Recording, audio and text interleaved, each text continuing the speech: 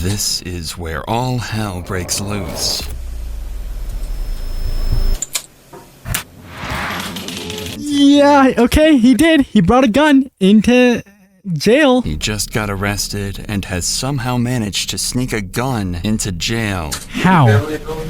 The moment this happens, the entire police station goes into lockdown as officers scramble to make sense of the situation. They have no idea who did this and how something like this can even happen. Hollis, on the other hand, was by this time long gone and thought he was going to get away with it. But little did he know his heinous crime was being recorded every step of the way by hidden cameras. Now the chase was on to catch this cold-blooded teen killer. I don't understand how you get to that point. I have no idea how you smuggle a gun into a jail. I don't have it in me. I could not pull a trigger. I could not shoot someone, especially if they weren't looking. Like, that's just... You know, it's funny. My mom called me and said, "Reed, are you okay? There's been a shooting, and they say it's you." And immediately then I knew I'm going to jail for the rest of my life.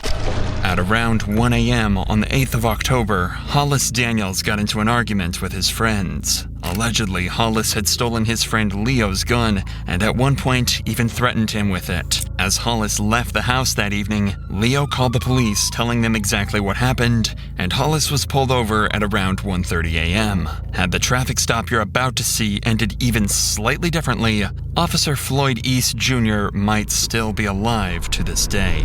Hey, what's going on, man? I'm Officer, Police Department. Where were you coming from? Nobody's house. We got a call about you causing a disturbance. I've never watched this video before. We don't know how this is going to happen. But there's a process here.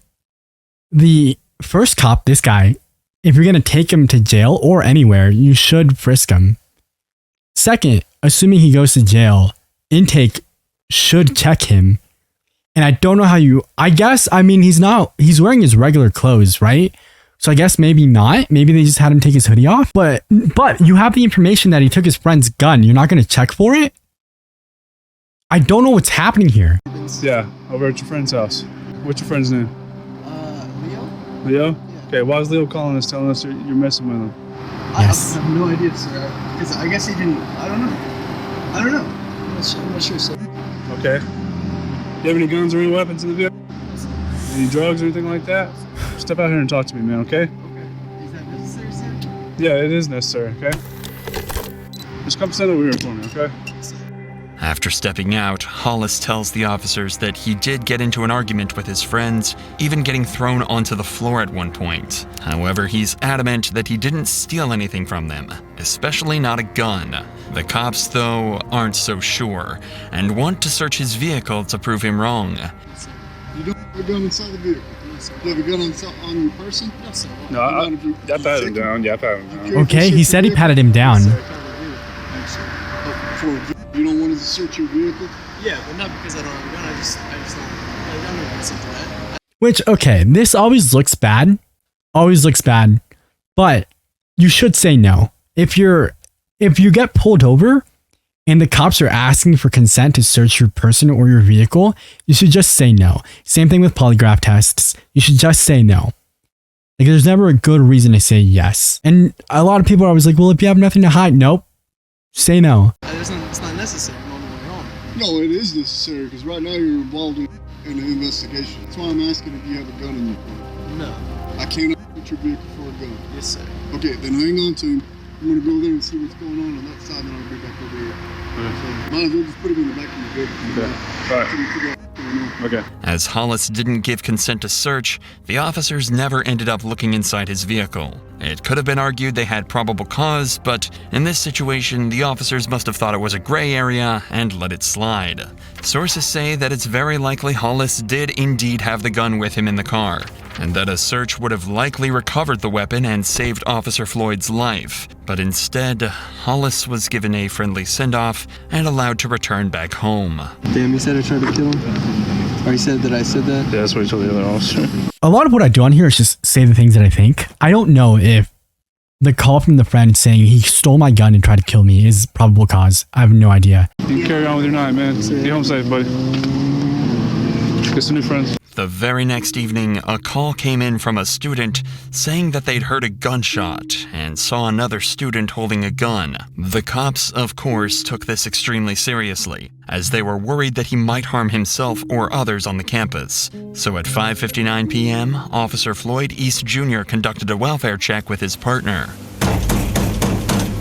Texas Police Department, we're keying in. Inside, Hollis was nowhere to be seen, but the officers did manage to wake up his roommate, whom they were able to question about Hollis's whereabouts. Hey, what's up, man? What's your name? Andy. Andy? Is that who we're looking for? No, we're looking for Hollis. I just woke up. I'm sorry. That's okay.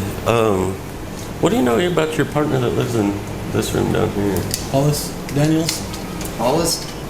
I don't know a whole lot about him. Really. I don't know, I haven't really hung out with these guys a whole lot. Okay. Despite the lack of information, though, it wouldn't take long for the cops to find something extremely unnerving that confirms their suspicions. There's a gun right here. Revolver. CO2. Unfortunately for the cops, this isn't the weapon that they're looking for. It's actually just a CO2 gun, and the cops eventually end up coming dry on any real firearms or evidence that one has been discharged here. However, they don't stop on their search, and they instead happen on something that worries them even more. Probably is some drugs or paraphernalia in there, but we can't tell from plain view, so we'll just go ahead and seize all that. And I don't know what those pills are, but there's another in there. And East, when I was looking inside this box, it looks like there's a little bag with some marijuana, maybe. The cops found small amounts of marijuana and a larger quantity of X concealed in a bottle that was supposed to be for antibiotics. According to his friends, Hollis had recently developed an addiction for X and was illegally obtaining it alongside smoking weed to supposedly treat his anxiety. If that was indeed the case, imagine how nervous he must have felt when he returned home at 6:29 p.m. to see 4 police officers searching his dorm. Hang on, what's your name, bud? Come here, buddy. What's up? What's your name? Andreas. No, it's not. What? What's going on? No, what's going on? We've already talked to your other 3 roommates. We know what they look like. Yeah. That was a good try, Planning though. to be another one of his roommates? Hey, stand up for me real quick. Do you have any weapons or anything on you? Interlace your fingers on top of your head.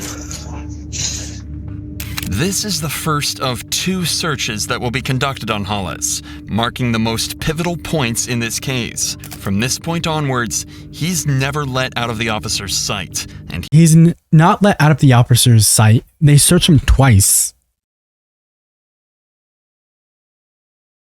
This isn't like, oh, he hid this inside of himself, right? Like, it's a gun. It's a whole gun. he never retrieves a gun from anywhere. It would later come to light that at this very moment, he had a loaded .45 caliber pistol concealed in his waistband. It's a 45. So it's probably the size of like his hand and maybe a little longer.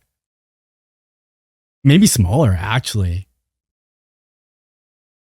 But where are you hiding that? A search should confirm that, but watch what happens when they start to pat him down. Spread your feet out a little for me. What's all in this pocket? Money? Money? Yeah, I can Either take way, it he out. shoots blanks. Is it okay to just empty out all your pockets while we're doing this? Do you have? Don't move your hands. Is that necessary?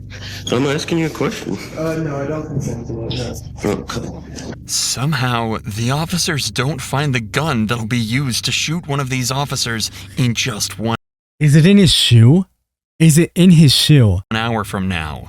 But the cops are clearly still suspicious. He gave a fake name and seems extremely nervous while being searched, tentatively asking to avoid searching in certain places. You can search him at this point, right? 1, he's on campus property with drug paraphernalia, right? Like at this point, you're good to go. So what's going on with all the stuff in your room? I smoke pot sometimes, I said, and I have a few pills in there, yes, sir. All that stuff in there's yours? Yes, sir. Okay. So Yeah, but don't you can have search a prescription for suspect. Xanax? You can search a suspect with reasonable cause. That's a lot of for one person. While he's not in cuffs, Hollis seems remarkably calm. So while he's relaxed, they ask him a couple questions about the... Also, is Xanax not a controlled substance? Like, if you have that without a prescription, also with a prescription and not in the bottle. Weapons before they throw him in cuffs. I have I do have a pellet gun, but it's not loaded. Yeah, we saw that too. CO2. Okay. Well, What do you use the CO2 gun for? Honestly, I haven't even loaded it down here. Back home, we used to just shoot squirrels and stuff. I thought it'd be kind of fun, but then I realized Also a red flag. Squirrels here, you know what I'm saying? Then we also got a report of the gunshot. There was no gunshot in here. That's what we're told. By who? Somebody that heard it. So yeah. Oh no, yeah, I didn't. No, yeah, I didn't. I wasn't even here last night. I was over at my buddy 28th Street. What time did the shot go off? Because if you look up the police reports from Officer, what's his name? It was Duckworth, Officer Duckworth. We went through this whole thing. Did he write you a ticket or anything? He didn't write me a ticket. He let me go because the whole situation was they thought that I stole their gun. Nervous 20-year-old. And so then they went and searched my car. You can look and I see you can look at his what time he pulled me over, and I bet that whatever time the gunshot was reported won't actually, because that wasn't. When the cops checked the reports, it turned out he was telling the truth, and the body cam from last night's traffic stop backs this story up. At this point, the cops could start to connect the dots. A kid accused of stealing a gun is now being accused of shooting it at university. It could definitely be assumed that something's gone overlooked. Either way, Hollis has been found in possession of multiple illegal drugs, so the cops finally decide to arrest him. Okay. But if you're gonna arrest him, that's fine. You have to search the kid. You have to search him. You just have to. You just do. I don't know. We'll have to. It all depends on the weight and how much of the pills there are to kind of determine the. The cops then start a second pat-down, one that Hollis remembers vividly. He says he felt the officer check just millimeters away from the weapon, but somehow never finding it. Where is it? Hollis was then escorted from his dorm into a squad car. I'm not usually this reactionary. Like, I'm here to just talk. But like, how? Tragically missed another opportunity to stop what happened to him in just 50 minutes. As Hollis sits down in the patrol car, Officer Floyd hears a strange noise. I'll be transferring 1-1 male. Good. What was that big thump? Oh, my handcuffs. That noise wasn't his handcuffs at all. There's no way. It was actually the sound of his gun falling down the leg of his pants and hitting the floor. As well as lying through his teeth, he was even able to reach down and fully conceal the gun back in his pants before finishing his journey to the Texas Tech PD. When they arrived, a 30-minute countdown full of tragic and negligent mistakes would begin to take place. At 12 minutes past 7, one of the officers says that if Hollis continues to cooperate, they'll remove his handcuffs. If you cooperate with me, we'll go ahead and pull these cuffs off a little bit, okay? And 2 minutes later, at 14 minutes past, the officers make good on their promise and take his handcuffs off. 90 seconds later, Hollis and Officer Floyd enter a room to run through some paperwork and are left alone. There is no footage of another search taking place before or after they entered this room together. So, you have this like 19, 20-year-old kid. He's already been searched twice. You don't know how good those searches were. And also, I think the guy next to him was one of the people who searched him. So you think you're good. So far, you have this guy on drug charges. Xanax. I don't know how serious you're supposed to take that, but you're probably not like, hey, this guy's going to shoot me. So you take his handcuffs off. You're sitting in your office, writing your report right next to him. You patted him down twice. You're going, all right, I'm going to process this kid. You probably write him a ticket for the Xanax.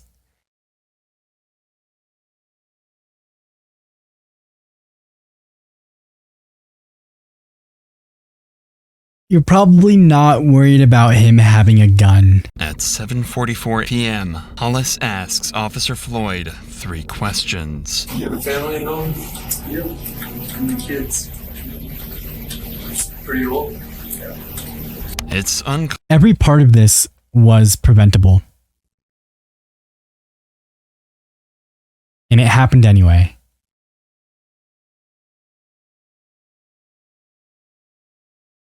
And all we can do is watch.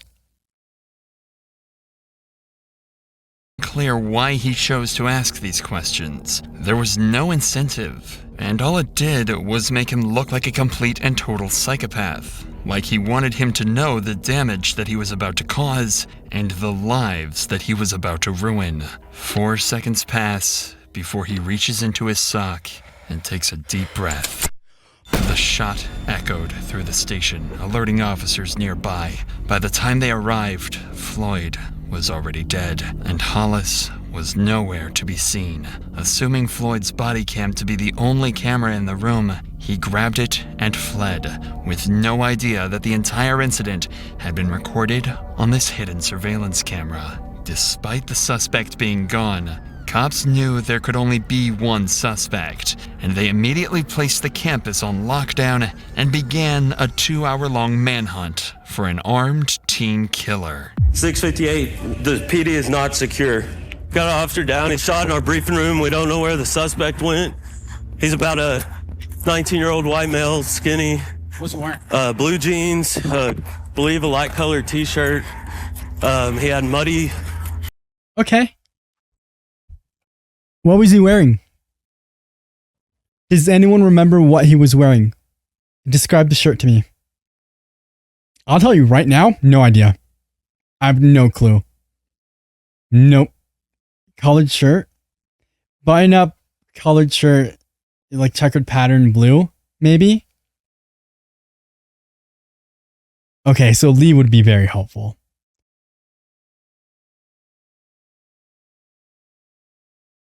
The shoes were like, they could be red or purple. I couldn't tell you the color.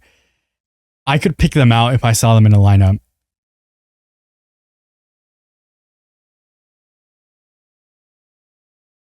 Brown? Okay. He had mud on his jeans from the knees down. Blue jeans and a white t-shirt? Yeah, and he's got facial hair. Can you relay the information one more time? Yeah. To our sergeant so we can get all the perimeter units clear on what we're looking for. What's his last name? Daniels last name, first name Hollis. After securing the area, detailing a full and proper description of Hollis, and searching the campus for a total of 90 minutes, Hollis was eventually found and apprehended without further injury.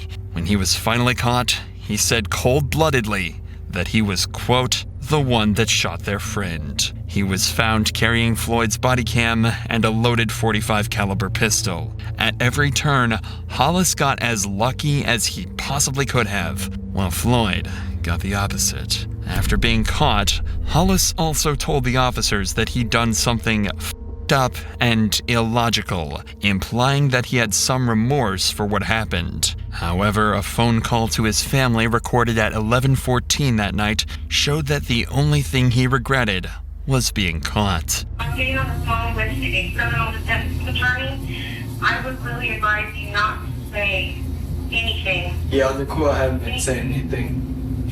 Huh? I haven't been saying anything really. But there's pretty solid. How did they let him keep his pants on? I think these are not the same pants. No, this is definitely like a jail uniform. But like, oh my god. Solid proof against me and is the problem.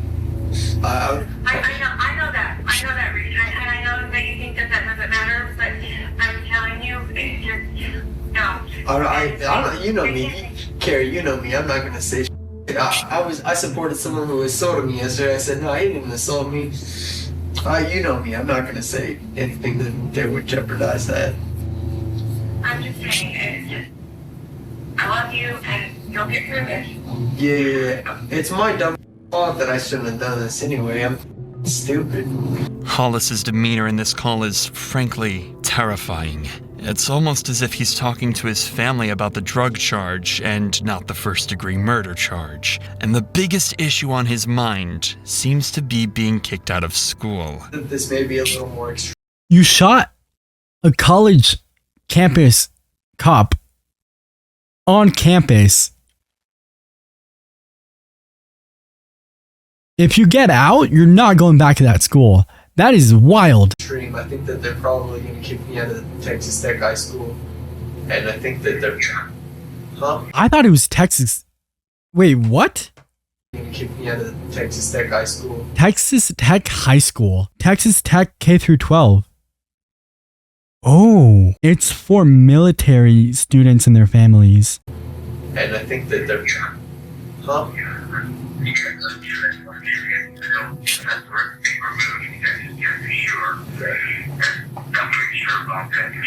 After this call, he was taken by police to an interrogation room, where it seems the reality of the situation finally hits him. Well, you guys know the whole story. What do you think is the most likely possible outcome? Well, I don't know the whole story. I f***ed up. Well, hold on. I'm just. I know it's just a bad situation. I got it. Okay.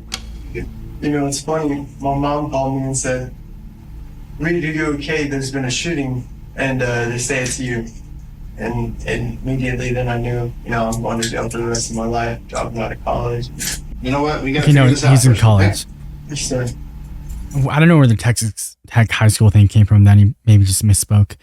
But yeah, that's a lot. Rightly, Hollis isn't even trying to defend himself. He knows he's done something horrifying and is going to pay the price for it. But the detectives are still plagued with the question of why on earth he did what he did. So they ask him to recount the moment where he took Floyd's life. So I got back to my dorm. And there were already police officers in there. They busted me for sex and marijuana, and they took me back to the. Let's say that you're in this situation, and you're at the part where you're sitting next to the cop, right? Right before he gets shot. You have the gun in your shoe. You're in trouble for drugs. You've been searched twice now. You think you're probably going to be taken into some sort of intake after this, stripped down and searched again. And if you get searched again and the gun is found on you, you're going to get in trouble. Your cuffs are taking off. What do you do with the gun? You just like tell them, hey, when you guys are searching me, you missed this gun I have.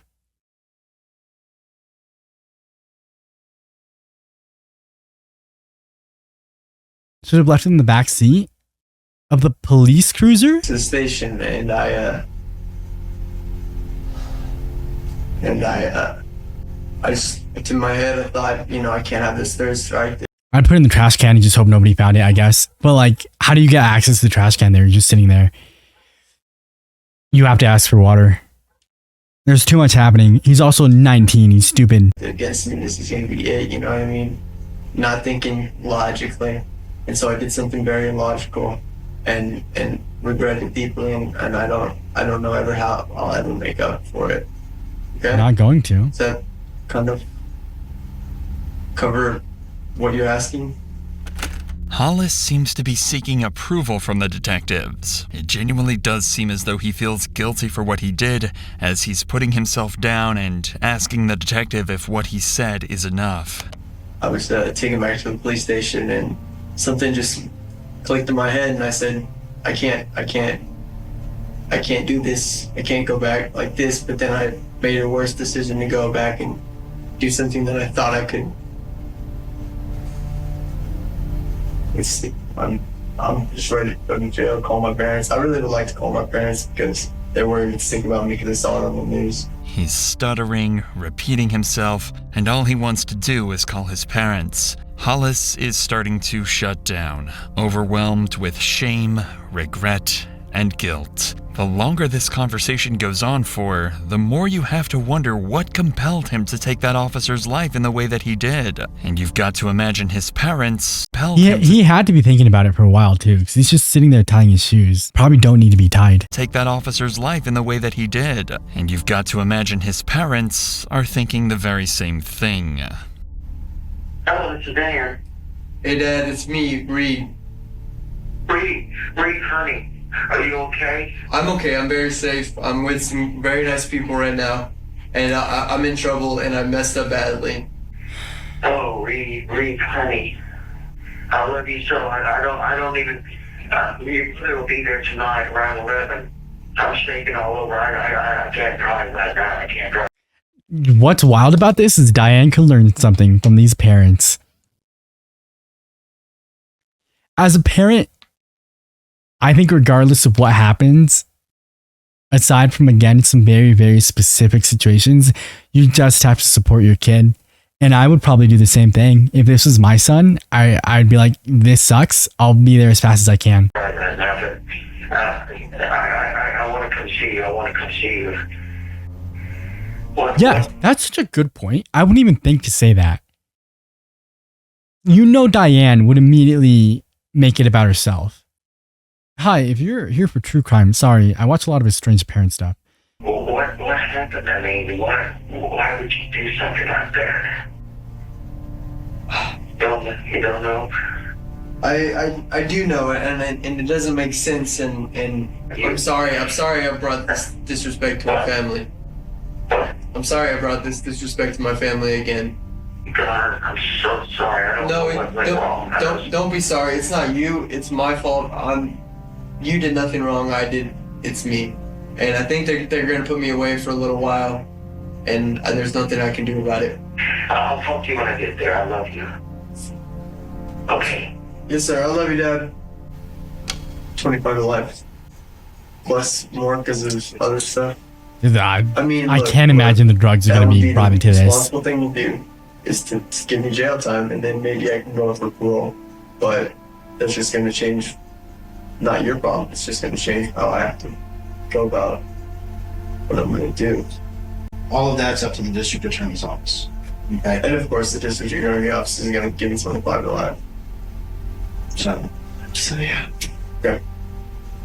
Do you have anything else you want to say?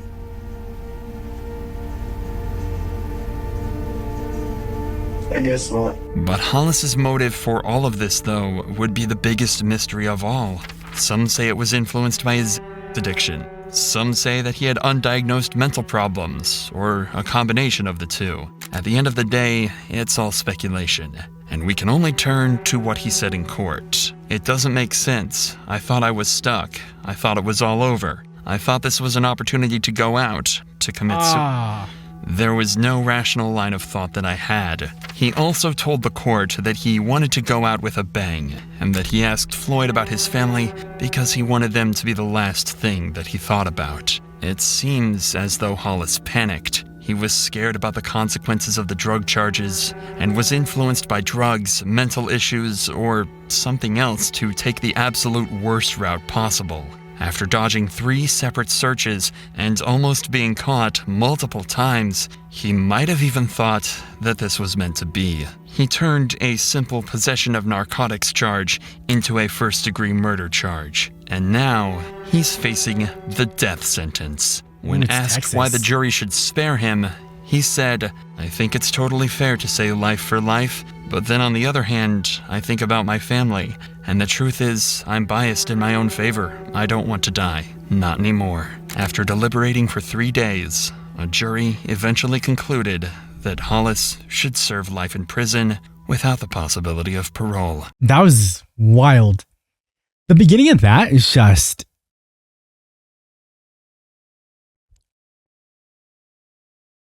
It's like watching a TV show when you know what's going to happen, right? And there's no way for the characters to prevent it. And you think, oh, this can't happen because he's going to get checked 3 times. And he was. He was checked and frisked 3 times. And it still happened. And so you walk up to that moment where he's holding the gun in his hand, bent over like he's tying his shoe, and you go, it still can't happen. Oh, that's a lot. That's a lot. All right, let's get out of here.